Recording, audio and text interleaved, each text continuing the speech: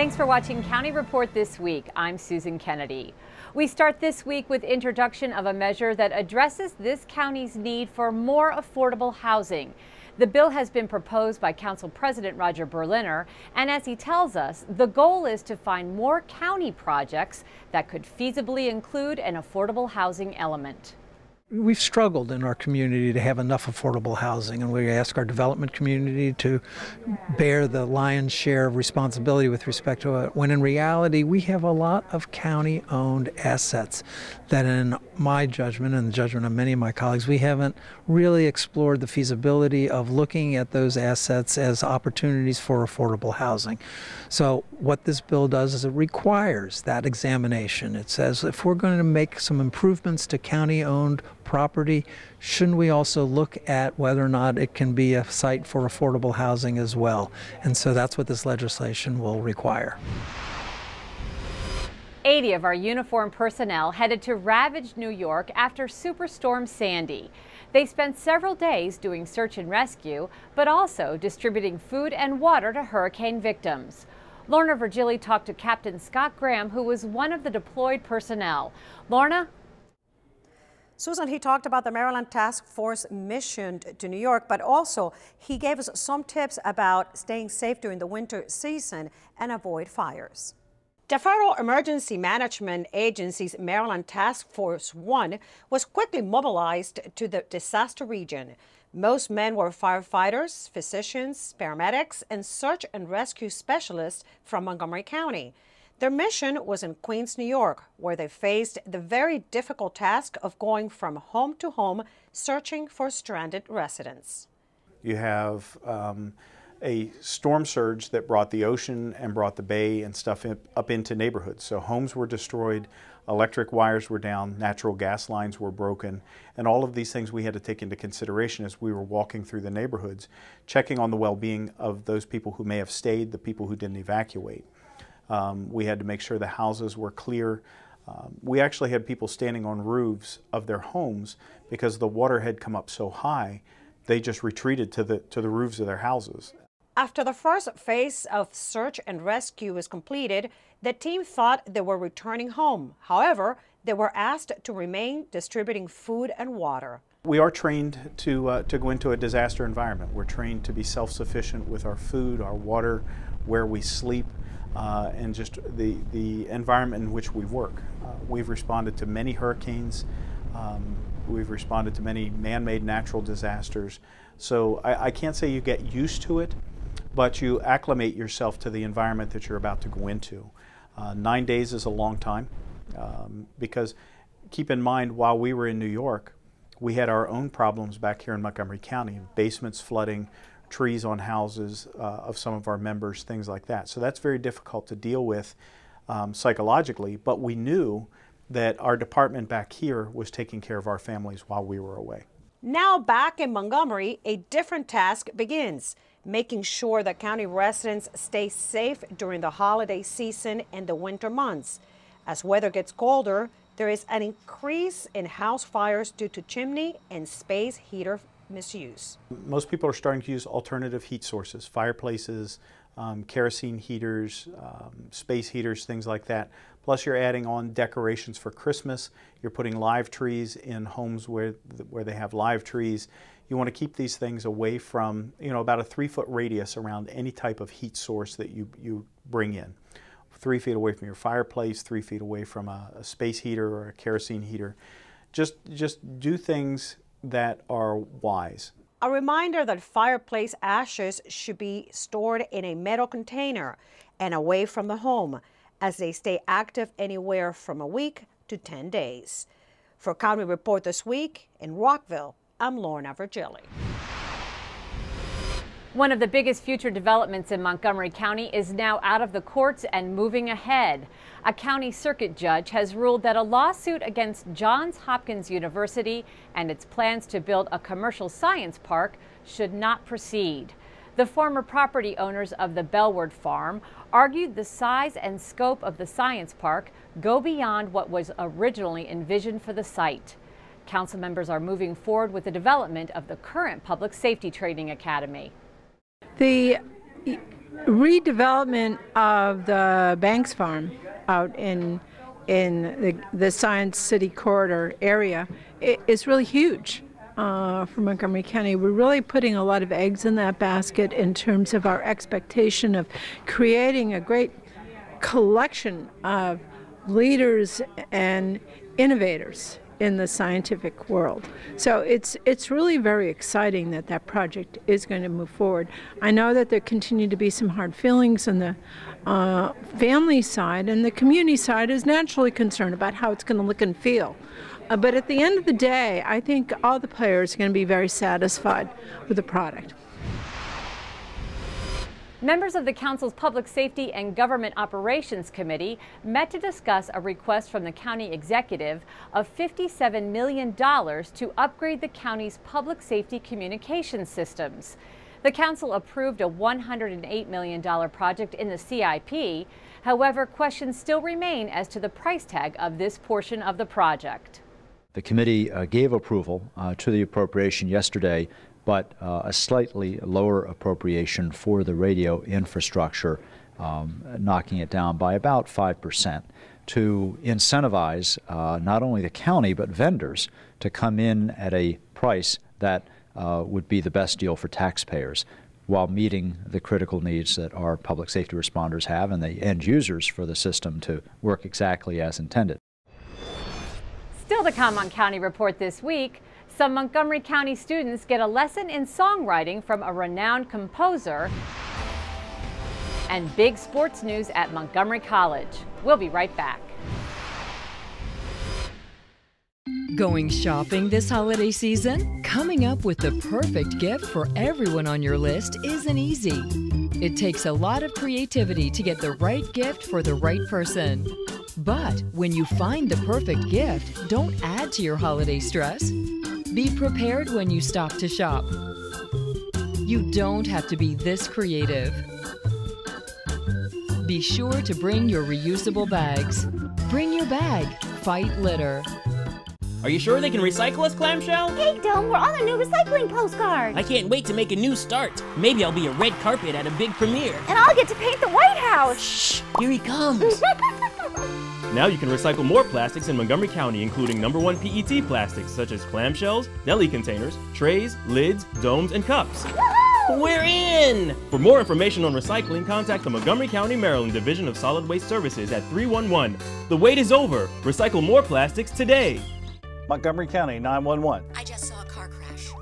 If you ever have an emergency, be glad you're in Montgomery County. Thanks to the ambulance transport law, the county has more money to cut response times. Buy new ambulances and fire engines, and hire more paramedics and firefighters. In an emergency, don't ever hesitate to call 911. If you live in Montgomery County, you will never get a bill or pay a dime. Hopefully, you'll never need to call Montgomery County Fire and Rescue, but if you do, we're there for you. Welcome back to County Report this week. The holidays are upon us, and Montgomery County Police want us to be aware of potential scammers who are out there looking to get your money. Captain Paul Starks from Montgomery County Police is here to tell us about a couple of those scams. Captain, thanks for being here. What can you tell us about what's happening out there? Well, Susan, this is an old story with a fresh twist. Over the last couple months, elderly residents in the Friendship Heights area have been targeted by some phone scammers. The caller pretends to be a grandson or granddaughter in some sort of trouble, usually in Mexico or Canada. They need money wired to them right away, and of course they ask the grandparent not to tell mom or dad. In a couple of these cases, the victims have wired money to an account which they've lost. So what should folks do if they receive a call like this? 1, ask the caller for a phone number so they can call them back to determine if this is a bona fide situation.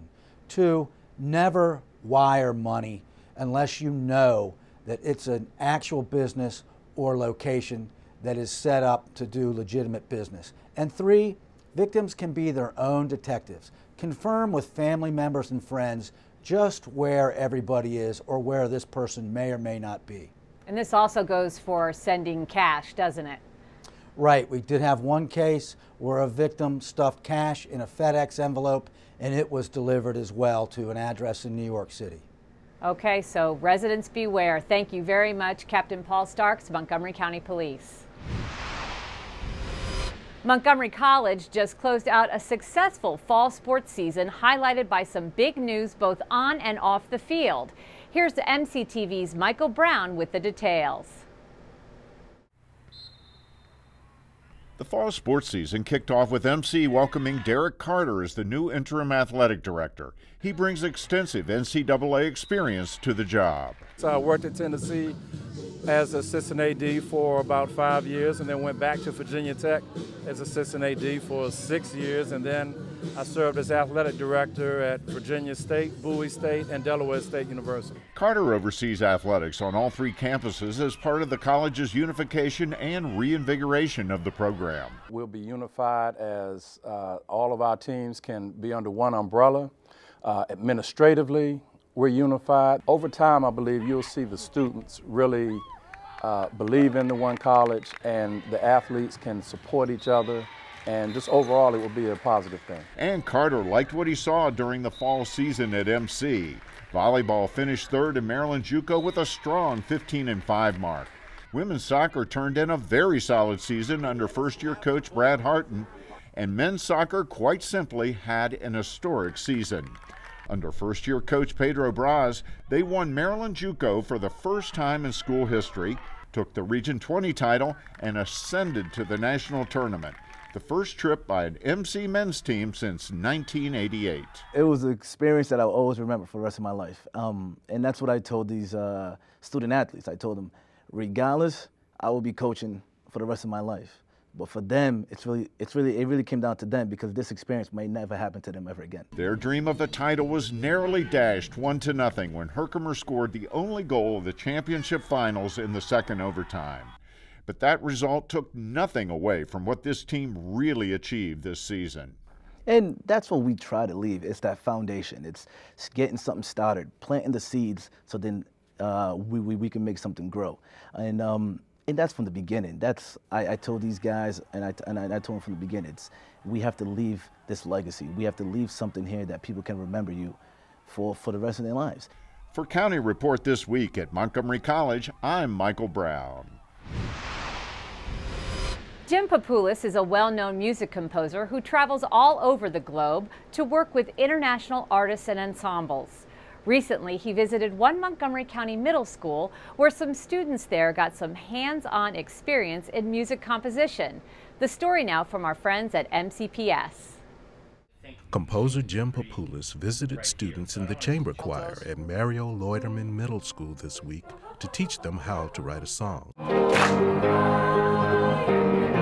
We're just very excited to have Jim Papoulis here. This is the first time in my understanding that Montgomery County Public Schools has had a commissioned piece by an international composer in the last 20 to 30 years. Who listens to 99.5 here?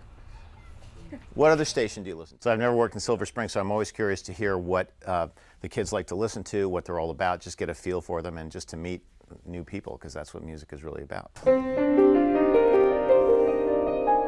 Papoulis led the choir in an interactive workshop highlighting the elements of theme, content, and range in song composition. I had such a fun time today, and I would do it again in a heartbeat, and I can't wait to hear the song. Thousands of people are going to be listening to it, and when I hear it, I'm going to say, yay, that some of those words came from me. What I love about the middle school age is that they're old enough to be really advanced from a societal standpoint, but they're young enough to not be affected yet. So it's kind of a magical age to me. They still are thinking for themselves, and they're not so influenced by what they're supposed to be, and hopefully they'll be able to find their own voice. Papoulis was commissioned to write a song in collaboration with the chamber choir and will return to his New York studio to complete the project. The song is set to debut in early 2013. Up next, when County Report This Week continues, the city of Rockville wants input from its residents on a new pedestrian bridge and special recognition for some unsung American heroes. Stay with us.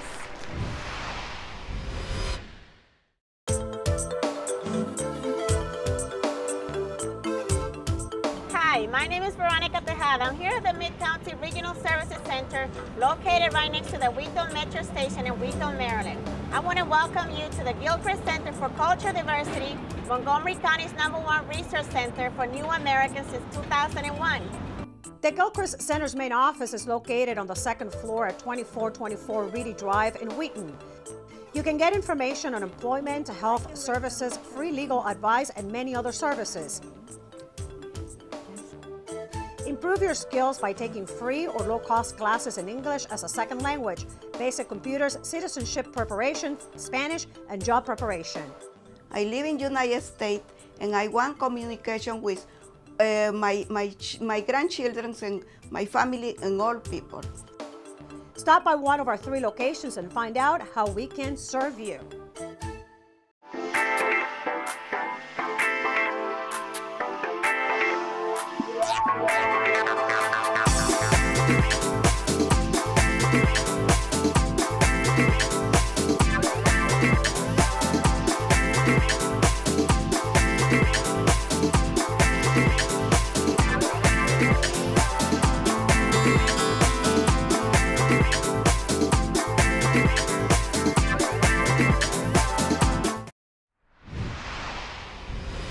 Welcome back to County Report This Week. The City of Rockville wants to hear from residents about a pedestrian bridge. There is an upcoming public hearing and a public comment period coming up, and our Rockville 11's Bridget Breuer has the details. The price tag now is close to $1.2 million. That's the report from civil engineer Eileen Lish regarding the project to replace the Stone Street pedestrian bridge. We've had to do some extra geotechnical work to verify that that embankment can handle the extra load of a new bridge. We also had to work out a plan for compliance with the Americans with Disabilities Act. Over a year ago, the Stone Street pedestrian bridge was removed when engineers found that the structural integrity of the bridge was compromised. The price tag to replace the bridge is much higher than originally anticipated due to complicated design features, but there is adequate funding available in the city budget. We've discovered unexpectedly that we can't just put a bridge back. We have to put a bridge back with an ADA compliant design. What we thought was going to be a relatively inexpensive job has now turned into almost $1 million. We're going to have to rethink the bridge. The mayor and council want to hear from you. On January 14th, you can weigh in on the future of this project at City Hall. Also, the public comment period will be open until January 28th. Public hearing has been set, and so we're getting the word out. Eileen Lish specifically went to the East Rockville Citizens Associations, and we're doing other means to get the word out that the issue of whether the bridge should be replaced or not is going to be discussed. For more background information on this project, go online to rockvillemd.gov and search Stone Street Bridge. In an effort to increase tourism here in Montgomery County, Councilmember Nancy Florine is proposing raising the share of revenue from the hotel tax that is designated for the Conference and Visitors Bureau from 3.5% to 7%. As Ms. Florine tells us, there is a need for more funding to county programs to attract tourism. As a member of the county council, I get invited to a lot of things, so I'm more likely than most to know that there's a terrific heritage festival going on in Poolesville at the same time that there's a really interesting jazz festival going on in Silver Spring. But that's not true for most people. So that was the genesis of this initiative. The Conference and Visitors Bureau has been marketing Montgomery County for a long time. That's been its tradition, and they've looked at this. They put together a work plan about what they can achieve, and really by a modest percentage increase in what they receive already out of the hotel motel tax. We're not raising new taxes. It's just increasing their share of a not very big pie. They'll be able to help put Montgomery County on the map, both to the world at large and to our residents within. As part of Tuesday's council session, officials recognized the contributions of Japanese Americans in World War II. During the war, the U.S. military formed segregated units of Japanese Americans who would become the 442nd Regimental Combat Team that would go on to fight 8 major campaigns. Full recognition of the 442nd did not occur until 70 years after the conclusion of the war. So I want to, on behalf of all of our nearly 1 million residents, first of all, to offer our apologies, but more importantly, to thank you and all of those who've served over so many years. And that just does not go to the service personnel, but to their families and their children who suffered as well.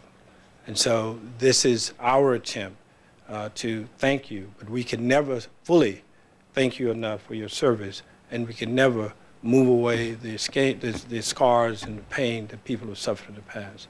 But it's our recognition today to at least to continue that process.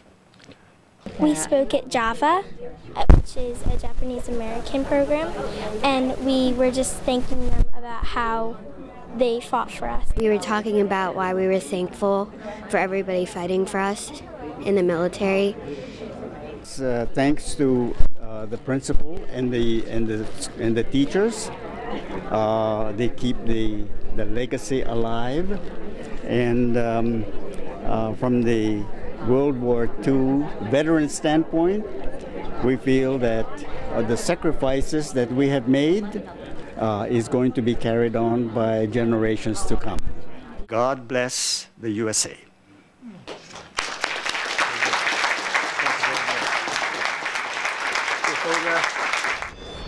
When we come back, we'll get touched by an angel when we meet our pet of the week. And a story about one amazing young lady who is going the distance. Serving your community is a great feeling. The Montgomery County Volunteer Center can connect you to hundreds of volunteer opportunities available throughout the area. Are you a student, senior, professional, community group, or business looking to serve? Simply visit our website to select what's right for you and get great ideas from past projects with our volunteer toolkits, or share a success story of your own. The Montgomery County Volunteer Center. Make an impact in your community. Where will you serve?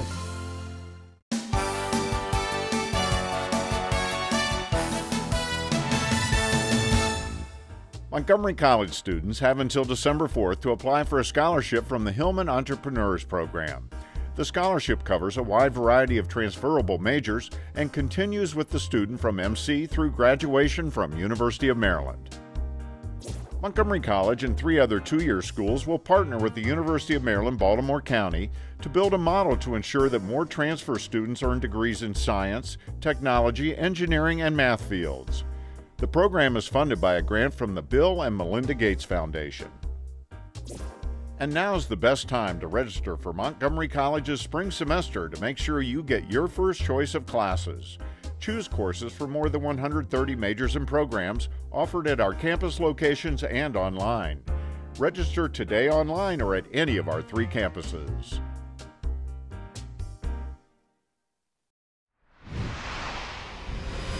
Welcome back to County Report. Tom Pogue is here now to tell us about some new and improved bus stops around the county in this week's Transportation Update. Hi, I'm Tom Pogue, Community Relations Manager for the Department of Transportation. Here's an update from Montgomery County. Transit Services Bus Stop Improvement Program is in its 7th year of operation, completing upgrades to 2/3 of Ride-On's 5,000 bus stops. The program systematically evaluates bus stops by asking a series of questions, such as, can passengers wait at the stop without being in danger? Is the stop reasonably close to a safe street crossing, and can that crossing be made safer? And can passengers get to the stop along an accessible path? In planning improvements, staff look beyond the bus stop to consider the walking routes patrons will take to destinations and housing. To date, close to $7 million in infrastructure enhancements have been made. The bus stop program often partners with other MCDOT projects to bring about innovative and attractive upgrades. These include the sidewalk construction program, ADA improvements, and traffic calming projects. For more information, go to our website at montgomerycountymd.gov/MCDOT. We're working to keep you moving comfortably and safely. It's time for our Pet of the Week segment, and if you are ready to bring an angel into your home, this dog might just be for you. Here's Kathy Stanhope. Hi, this is Kathy Stanhope with your Pet of the Week at Montgomery County Humane Society. And this lovely lady is Angel, and she is very appropriately named because she is as sweet as an angel. She's just a 9-month-old pit bull mix, and don't let that word scare you, really. This is one of the friendliest, happiest, nicest dogs you ever want to meet, and there isn't a person out there that she doesn't love. She just wants to wiggle and throw herself in your lap or at your feet. She wants you to scratch her belly or her nose, which incidentally is a very pink, cute little nose. And she's one of the prettiest pit bull mixes I've ever seen. I don't know if you can tell, but she's just a lovely white and fawn or cream color. She is just a friendly, beautiful, beautiful dog. And for the life of me, I can't imagine. She was given up. I don't know the story. I can't imagine why anyone would let this dog go, because she is as friendly and as sweet as you ever could find. So, and this is a dog for an active family or an active couple or individual. If you like to run or walk, this is a wonderful dog. This is not the dog for grandma or grandpa. This is a dog who wants to play all the time until you wear her out, because she's just wonderfully energetic and wonderfully sweet and wonderfully fun. So come on down. If you have an active lifestyle and have room in your heart and home for a wonderful dog, you definitely want to meet Angel. Come on down to the Montgomery County Humane Society on Rothgeb Drive in Rockville. Give us a call at 240-773-5967 or visit us on the web at mchumane.org. Come meet Angel and come adopt an animal. You will be so glad you did. And finally, we leave you with a story of hard work and determination. Angie Fuentes is a junior at Seneca Valley High School, and this year she decided to join the cross-country team for the very first time. Angie is legally blind, but she did not let her impairment stand in the way of competing with runners from across the county. Councilmember Craig Rice took the opportunity to recognize Angie for her outstanding accomplishments. Angie Fuentes, who stands next to me, is a blind cross-country runner. Now, many of you who run know how difficult it is to make sure, as you're monitoring your footing, to watch where you're going and how difficult that is. And we're talking about cross-country, folks. You know, we shared some stories about my attempts at long-distance running, and quite a few times where I've fallen. I'm not sure why, but so, you know, for what Angie's been able to do, it's quite amazing. Angie Fuentes began running at the age of 8 in her native country of El Salvador, but this was her first time as a participant on a school team.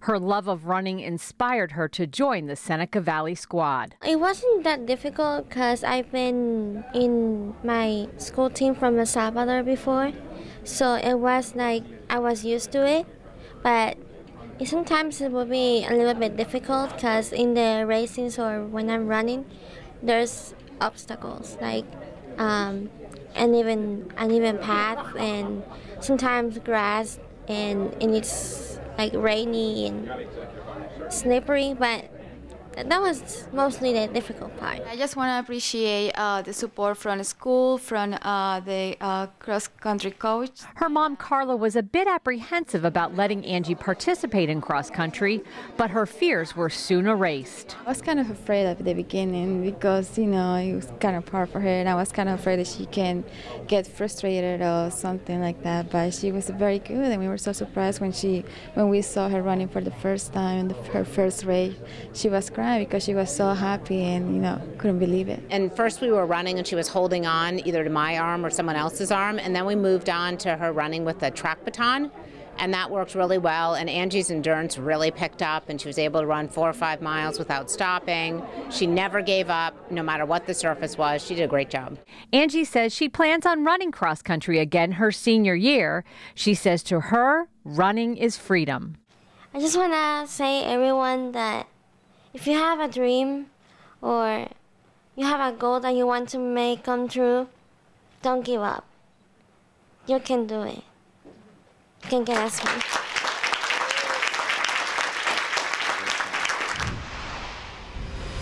Congratulations to Angie from all of us at County Report This Week. Well, that does it for this week's edition of County Report This Week. Be sure to tune in again next week for a look at what's going on inside Montgomery County. I'm Susan Kennedy. Have a great week.